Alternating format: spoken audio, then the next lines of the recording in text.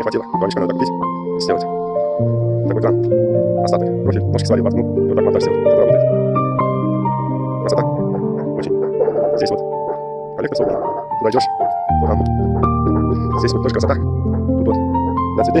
Здесь вывод кабеля. Дальше будет там фонарики. Здесь ширенка. Здесь грядка для малины. Тут вот еврокуб с коллекторным насосом. Здесь теплица. Автополив тут. Все поливается через автополив. Вот теплица. Вот она. Тоже здесь с автополивом. Все красота. А тут сделаны высокие грядки. Вот так. Идешь. Здесь вот у меня идет еврокуб, коллектор, фильтр. Переход на ПН-трубу. Потом насос. Она подключается. Вот, скажем, открыл. Все. Теперь у меня уже вот поливается все. Вот каждый кусты. Все, красота. Ну, потом через половину приложения будет это все. Такая красота. Здесь вот сзади лес, природа. Все по кайфу.